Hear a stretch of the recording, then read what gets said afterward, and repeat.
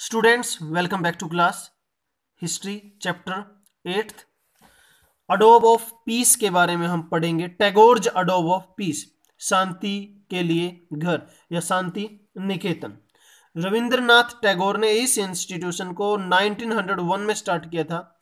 रविंद्रनाथ टैगोर ने अपने बारे में बताया, जब वो बच्चे थे, चाइल्ड थे, तो स्कूल में जाने से उन्हें हेट होती थी, नफरत होती थी। स्कूल में जाना उन्हें पसंद नहीं था। सफोकेटिंग ओप्रेसिव फीलिंग उनकी वहां रहती थी।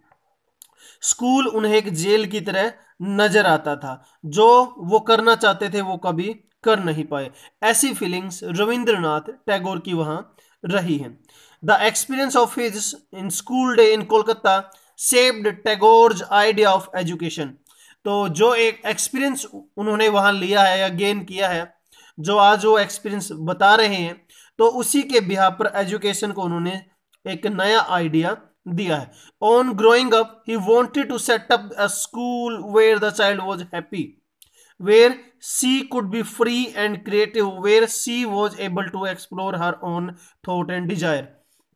मतलब स्कूल ऐसा होना चाहिए जहां बच्चे खुश हों, जहां बच्चों के आइडियाज को रिस्पेक्ट दी जाए, उन्हें सुना जाए, उन्हें समझा जाए।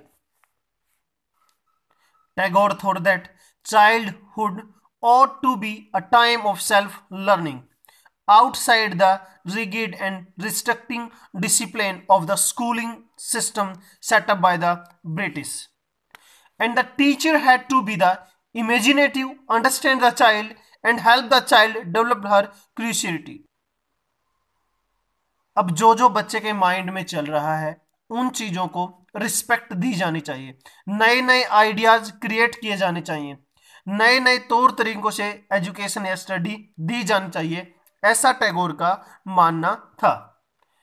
And according to Tagore, the existing schools killed the natural desire of child to be creative. यानी जो एग्जिस्ट करते हैं या जो स्कूल उस टाइम के थे या जो ब्रिटिश स्कूल जो बना दिए गए थे, वो उनकी जो डिजायर है बच्चों की, वो उसको एक प्रकार से खत्म कर रहे थे, किल कर रहे थे। Tagore was the view that creative learning could be encoded only within natural environment. अगर आपको कुछ क्रिएटिविटी करनी है, कुछ अलग से करना है आपको, तो फिर आपको जो है नेचुरल इन्वायरमेंट की वहां जरूरत पड़ेगी। नेचुरल इन्वायरमेंट कहाँ मिलेगा आपको? जहां पीस होगी, यानी शांति निकेतन एक प्रकार से अडोब ऑफ पीस होगा। So he choose to set up his school 100 kilometre away from Kolkata. Kolkata एक बहुत बड़ा सिटी है और वहां पर नॉइस पोल्यूशन बहुत ज्यादा होता है, तो उससे 100 किलोमीटर दूर जाकर उन्होंने एक निकेतन बनाया, जिसको शांति निकेतन या अडोब ऑफ पीस बोलते हैं, जहां जो है नेचुरल क्रिएटिविटी की जा सके, नेचर के साथ जो है अच्छी बॉन्डिंग बनाई जा सके। In many sense Tagore and Gandhi ji thought about education in similar way.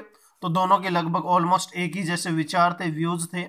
There were however differences too, कुछ डिफरेंसेस भी थे। Gandhi ji was highly critical of the Western civilization and its worship of machinism and technology। तो जो technology और machine का use था उसके oppose में थे, वो अगेंस्ट थे। बट टैगोर ऐसी एजुकेशन चाहते थे जो अच्छी अच्छी चीजें हैं वो वेस्टर्न एजुकेशन से ले ली जानी चाहिए, जो इंडियन ट्रेडिशन के साथ इजीली मसअप या मैचिंग कर जाती हैं, तो उन चीजों को ले लेना चाहिए, ऐसा टैगोर का मानना था। शांति निकेतन के अंदर टेक्नोलॉजी, आर्ट, म्यूजिक और डांस सारी की सारी चीजें होनी चाहिए, ऐसा भी टैगोर का मानना था। Many individual and thinker were thus thinking about the way a national educational system could be fashioned। और कुछ का मानना था कि जो सिस्टम ब्रिटिशर द्वारा सेटअप किया गया है उसके अंदर जो है चेंजेज किए जाए। और कुछ लोग अल्टरनेटिव एजुकेशन सिस्टम के फेवर में थे, कुछ लोग उसके फेवर में नहीं थे। And who was to define what was truly national? यानी कौन डिफाइन करेगा? ट्रूली नेशनलिज्म या नेशनल क्या है? The debate was what the national education, national education होनी क्या चाहिए। यानी ये सारी की सारी चीजें कॉन्टिन्यूसली आफ्टर इंडिपेंडेंस भी थी, यानी 1947 के बाद भी ये चीजें कॉन्टिन्यूसली वहां चलती रही है। स्टूडेंट्स, यहाँ हमने Adobe of peace, Shanti Niketan के बारे में डिस्कस किया है। जो रविंद्रनाथ टैगोर जी रहे हैं, जिन्होंने इंडिया का नेशनल एंथम और बंगाल का नेशनल एंथम आमार सोनार बंगला दोनों लिखे थे, और ऐसे व्यक्ति पहले व्यक्ति हैं जिसने किसी दो कंट्रीज के लिए नेशनल एंथम लिखा है। तो ये अपने चाइल्डहुड बचपन में ज़्यादा क्रिएटिव नहीं थे, क्रिएटिव इन द सेंस कि ये इनका मन नहीं लगता था एजुकेशन के अंदर, स्कूल के अंदर उससे हेट करते थे, नफरत करते थे। लेकिन जो एक्सपीरियंस इन्होंने वहां फील किया है, उसी एक्सपीरियंस को इन्होंने एजुकेशन सिस्टम में इंप्लीमेंट करने की कोशिश की है। इन्होंने बोला है कि ऐसा एजुकेशन सिस्टम होना चाहिए जहां बच्चों को रिस्पेक्ट दी जाए, उनके आइडियाज को रिस्पेक्ट दी जाए, और एजुकेशन सिस्टम के अंदर यह भी नहीं होना चाहिए कि बिल्कुल स्ट्रिक्ट डिसिप्लिन नहीं होना चाहिए। ऐसा भी रविंद्रनाथ टैगोर ने कहा है। If the strict definition will be there, the students will not be able to ask any question.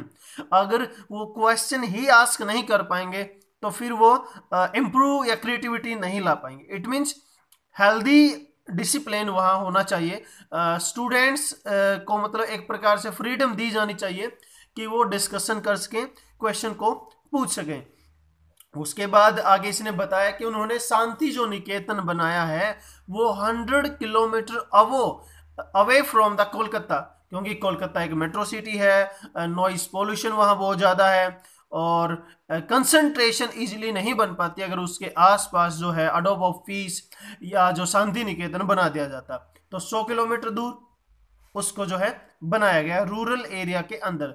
आगे महात्मा गांधी जी ने जो है ब्रिटिश एजुकेशन है उसको क्रिटिसाइज किया है, लेकिन रविंद्रनाथ टैगोर का मानना है क्रिटिसाइज तो हम कर सकते हैं, लेकिन क्रिटिसाइज के साथ साथ जो जो अच्छी चीजें हैं जिसमें प्रैक्टिकल, टेक्निकल और साइंस की नॉलेज है उसको हमें यूज करना चाहिए। Art along with music and dance. आगे बताया गया है कि बहुत सारे लोगों के अलग अलग आर्ग्यू रहे हैं, और ये आर्ग्यूमेंट आफ्टर 1947 भी कंटिन्यू रहे हैं, क्योंकि इस पे कोई एक स्पेसिफिक जस्टिफिकेशन किसी ने दिया नहीं है। Students, it was all over about this lecture and this chapter. Thank you, have a nice day.